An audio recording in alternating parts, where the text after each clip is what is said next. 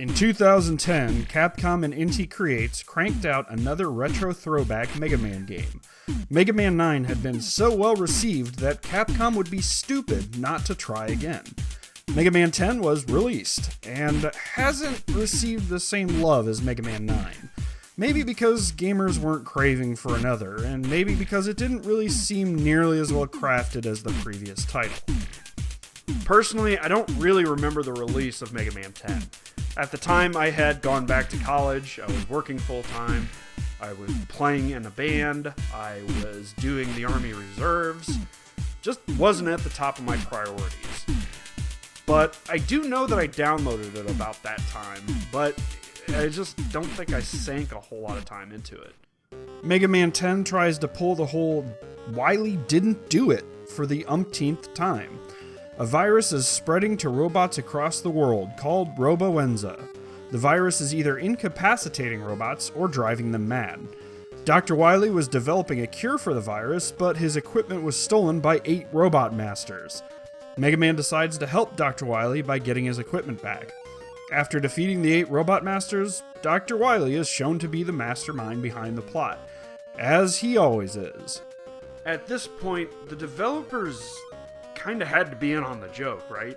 I mean, we knew that Wily was behind it, right? The gameplay doesn't really differ that much from Mega Man 9 on the surface. Mega Man still lacks his Mega Buster charge and slide. He has to fight 8 robot masters, grab their weapons, and fight through a few Wily Castle stages. But the devs did make a few changes to differ the game enough from Mega Man 9 to be worth its own playthrough. So, disclaimer. I know that a lot of people like to look at Mega Man games and say that they aren't different enough from each other to, I guess, be good in the later games in the series, something like that. Like they're the same game over and over and over again. Well, Mega Man fans, such as myself, know that, yeah, they're pretty similar, but we like to see the new robot masters, the new level designs, the new enemies, the new weapon abilities, the new items. You know, there's enough there to keep us engaged and interested when a new game comes out. One nice minor change is that you can now scroll between Robot Master weapons and rush abilities with the L and R buttons like in previous 16 and 32-bit titles. I really like the little icon that shows up over Mega Man's head when you do this too. And now if you play as Proto Man, you'll actually get story sequences with him. In Mega Man 9, if you remember, the story was completely absent when playing as Proto Man. I really don't care one way or the other, but it's a nice touch. And on top of Proto Man, Bass is also playable. Bass is only available after you complete the game once with Mega Man or Proto Man, or input a special code on Legacy Collection 2. If you're playing on Wii, PS3, or Xbox 360, you'd need to have downloaded the DLC for him. I'm not even sure if it's still available, but that's how you play him.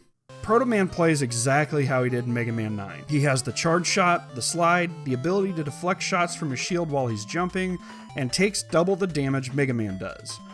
I still think it's weird that he deflects incoming fire when he's jumping, rather than when he's standing still, like how his shield works in Mega Man 7, but whatever. Playing through as Proto Man is pretty fun, and he gets his own shop this time around, with a mysterious new robot that totally isn't Auto. Bass plays similarly to how he plays in Mega Man Bass. He's missing his double jump, but he still has his dash ability, and his rapid fire shot, which he can't use while running. What is awesome here, though, is that Robot Master invincibility frames don't prevent Bass's rapid fire from being useful. They will take multiple hits of damage from him.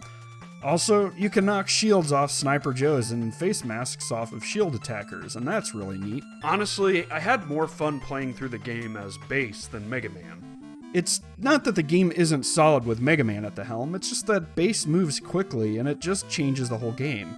Mega Man moves slow and methodically, Proto Man and Bass move faster, but with Bass's dash, he can dash jump, and it adds a whole new element to the game. The 3 playable characters all play great though, and can make it through any situation without issue. Unlike Mega Man and Bass. Ugh, that game. I really like the Robot Master designs, with the exception of Blade Man and Sheep Man, which both look pretty silly. And I love the stages, each have some great graphics and fun obstacles. Sheepman's disappearing block puzzles are really fun to hash out, and I just love the atmosphere of Pumpman's sewer level. And the cool thing about the obstacles in these levels is that they pretty much all make it to Wily's castle stages. Almost all of them. So everything you learn in the early stages help when you are put to the test later on. I feel like this is done a lot better in Mega Man 10 than in previous games. The ice blocks from Chillman stage are back and they put you in more perilous situations. But you already know how they work, so you don't need a few screens of education, for example. But these seesaw things, they can die. Forever. They're dumb, and I hate them. I really enjoy the music in Mega Man 10 as well. I'm not going to sit here and try to rank the soundtrack against previous games, but these tracks are all solid. I really like Solar Man's music as well as Pumpman's. Mega Man 10 also has a bunch of challenges and time attacks, so you can go beyond the main game if you really want to. There are even 3 secret Robot Master stages and weapons you can obtain in the time attack section if you have the skills. 3 Mega Man killers from the Game Boy Mega Man titles are hiding in their own stages based on their respective games. Being as familiar as I am with Mega Man Dr. Wily's Revenge, the Anchor stage is particularly nostalgic for me. Really neat to see this kind of stuff included in Mega Man 10.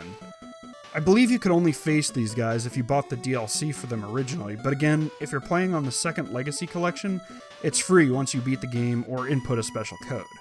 You can even carry over these Mega Man killer weapons to the main game with Mega Man. I do appreciate the fact that Capcom put in an easy and hard difficulty. The easy difficulty changes some platform stuffs around so that newer players don't have nearly as hard of a time with the instant death sections like pits and spikes, as well as removing or changing enemies that may make it particularly hard. The hard mode adds and changes enemies to make the entire experience really tough. The difficulties all change the Robot Master attack patterns as well, which I think is particularly cool. It's a lot better than just pumping up their HP and defense. One more thing I want to gush about is the Robot Master replication system in the first Wily Castle level. You get to fight 3 mini-boss rooms where each have 3 entities that replicate weapons from a single Robot Master per Mega Man title. Elecman, Woodman, Gemini Man, Ring Man, Napalm Man, Flame Man, Slash Man, Frost Man, and Tornado Man all make appearances here, and I just love it. Now let's get to the one big negative of Mega Man 10. The Robot Master weapons. This game reaches a new low with the incredibly lame Thunderwool. It has no range, won't shoot through floors, and can be cancelled out by enemies before it even gets a shot off. It's Pumpman's weakness weapon, but I can never aim it right to really take him out. I just end up busting him instead. The other weapons aren't particularly noteworthy except Wheel Cutter, because you can do this with it. Whee! Yeah, needless to say, unless there's a particular weakness, I usually just stick to my main weapon. Overall, I really like Mega Man 10. After playing it a couple times over the last few days to get this review ready, I enjoyed it a lot. I really enjoyed my time with it. And I really recommend anybody, Mega Man fan or not, to give it a shot. There's enough differences in playstyles and difficulty that it can really satisfy anyone, I think. But of course, it's no masterpiece. It's just a good, fun game. And of course, it also has that good old-fashioned 8-bit Mega Man charm. That's all I got, guys. I appreciate everyone watching. Let me know what you guys think about Mega Man 10. Later.